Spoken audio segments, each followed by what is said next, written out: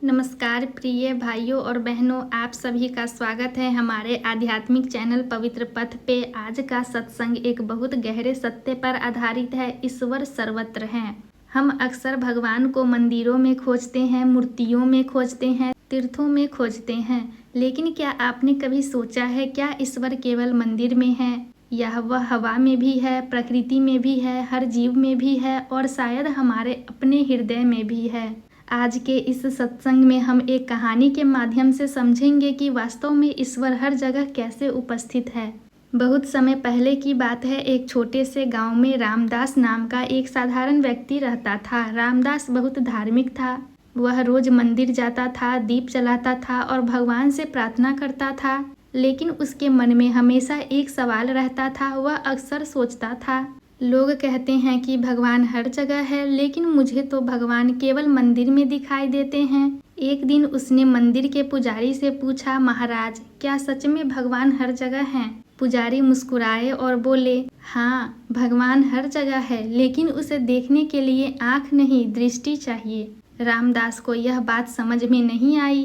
कुछ दिनों बाद गाँव में एक संत आए। रामदास उनके पास गया और बोला, महाराज, मैं भगवान को देखना चाहता हूँ, कृपया मुझे बताइए भगवान कहाँ रहते हैं। संत ने मुस्कुराकर कहा, अगर तुम सच में देखना चाहते हो तो आज पूरे दिन गांव में घूमो और जहाँ भी तुम्हें लगे कि भगवान नहीं है वह जगह मुझे आकर बताना।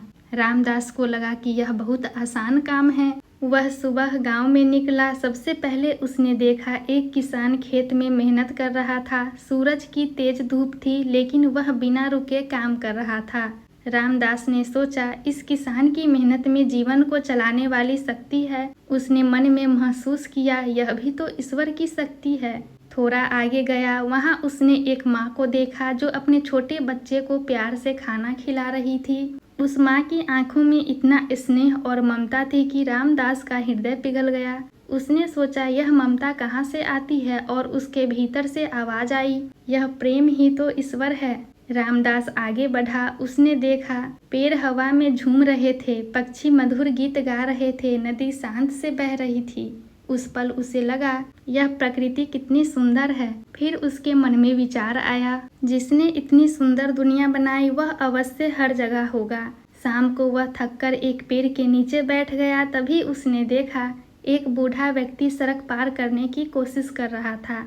रामदास तुरंत उठा और उसे सहारा देकर सड़क पार करा दी। बूढ़े व्यक्ति ने मुस्कुराकर कहा, बेटा, भगवान तुम्हें खुश रखे। उस क्षण रामदास के भीतर एक अजीब सी शांति और आनंद भर गया। उसे लगा जैसे उसके भीतर कोई दिव्य प्रकाश जाग गया हो। तभी उसे समझ में आया, जब हम किसी की मदद करते हैं तब ईश्वर हमारे भीतर प्रकट होता है। रामदास वापस संत के पास गया। संत ने पूछा, तो बताओ, कहाँ भगवान नहीं है? रामदास की आंखों में आंसू थे। वह बोला, महाराज, आज मुझे समझ में आ गया, भगवान केवल मंदिर में नहीं है। वह किसान की मेहनत में है, माँ के प्रेम में है, प्रकृति की सुंदरता में है और हर अच्छे कर्म में है।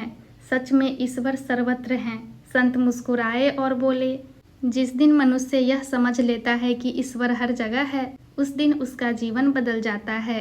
प्रिय भाइयों और बहनों, अगर हम सच में मान ले कि ईश्वर हर जगह है तो हम किसी से घृणा नहीं करेंगे, किसी को दुख नहीं देंगे, किसी का अपमान नहीं करेंगे, क्योंकि हर व्यक्ति में ईश्वर का अंश है। जब हम किसी से प्रेम करते हैं तो वास्तव में हम ईश्वर से प्रेम करते हैं। इसलिए याद रखिए, ईश्वर को खोजने के लिए दूर जाने की जरूरत नहीं। अपने हृदय को पवित्र बनाइए, अपने कर्म को अच्छा बनाइए, अपने विचारों को निर्मल बनाइए। फिर आप देखेंगे ईश्वर मंदिर में भी है, प्रकृति में भी है, हर जीव में भी है और आपके भीतर भी है। आप देख रहे हैं पवित्र पथ। अगर यह सत्संग आपके हृदय को छू गया हो तो इसे दूसरों के साथ भी साझा कीजिए। धन्यवाद प्रिय भाइयों और बहनों। ईश्वर आप सभी को शांति और आनंद प्रदान करे।